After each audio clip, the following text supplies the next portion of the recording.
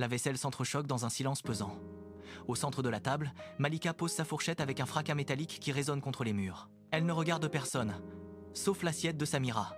Ses yeux se fixent sur elle, immobile. « Ton corps est stérile, Samira. Tu ne nourris pas cette lignée. » La phrase tombe comme une sentence. Autour de la table, personne ne bouge. Karim, assis en face, baisse les yeux vers ses pieds. Ses jointures blanchissent à force de serrer son verre, mais il ne dit rien. Il ne lève pas la tête. Samira sent le poids des regards, le silence qui s'étire, devenu une barrière infranchissable. Malika reprend. Sa voix est calme, tranchante. 3 ans et toujours rien. Tu es une impasse pour cette famille. Le père de Karim continue de manger, ignorant la scène. Karim déglutit. Ses mains tremblent légèrement contre le cristal.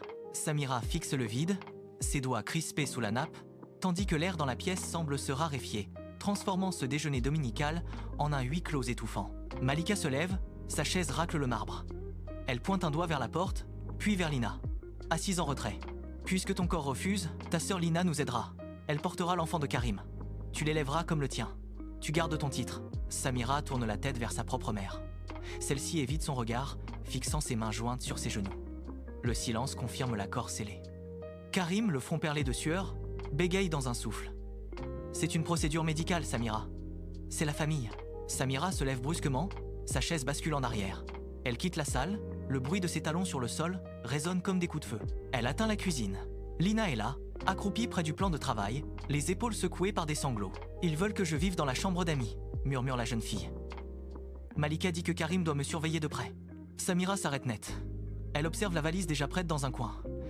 Ce n'est pas une simple gestation. C'est une éviction programmée. La douceur de Samira s'évapore, laissant place à une froideur méthodique. Elle ouvre son armoire et en sort une robe rouge vif. Elle l'enfile, ajuste le tissu sur ses épaules, puis se regarde dans la glace sans ciller. Ses gestes sont précis, dénués de toute hésitation. Le lendemain, elle conduit Lina jusqu'à la clinique. Dans la salle d'attente, elle croise le regard du médecin. Elle esquisse un sourire, un masque parfait de soumission. « Docteur, nous voulons le protocole complet, sans aucune omission !» Elle insiste, son ton est calme, presque trop posé. Pendant que le personnel s'active, Samira glisse son téléphone dans la poche. Elle observe Karim qui fait les 100 pas dans le couloir, le visage fermé. Elle s'approche de lui, ses pas sont silencieux. Elle pose une main sur son bras, une caresse calculée qui le fait sursauter. Elle capte chaque mot, chaque aveu qu'il lâche. Elle se tient droite, le regard fixé sur la porte du bureau, prête à transformer cette clinique en le théâtre de leur chute. Samira bloque le passage de Karim dans le couloir désert. Elle sort son téléphone et appuie sur lecture. La voix de Malika résonne, claire et incriminante. Karim s'arrête, son visage perd toute couleur. Ses mains tremblent contre le mur. Samira ne lui laisse aucun répit. « Tu veux un enfant de mon sang ? Très bien. Mais ce sera le dernier. Après la naissance, je demande le divorce pour adultère aggravé. J'ai enregistré ta mère. Lina est victime de trafic d'êtres humains. Tu es complice. » Karim bégaye, cherchant une issue. Elle sort une liasse de documents de son sac. « Ta mère va signer un acte notarié. Elle me cède le duplex de la Corniche. Toi, tu paieras une pension énorme. » Karim regarde les papiers, puis le regard de Samira, dépourvu de toute pitié. Il prend le stylo, sa main hésite, puis il signe. Samira récupère les documents, les range dans son sac et s'éloigne d'un pas ferme, laissant Karim prostré contre le mur froid. Le soleil se couche sur la Corniche. Samira est debout sur sa terrasse, les mains posées sur la rambarde. Devant elle, l'horizon marin s'étire, vaste et calme. Elle respire l'air salin, libérée du poids des murs qui l'étouffaient. À des kilomètres de là, la demeure des promoteurs est plongée dans une obscurité totale.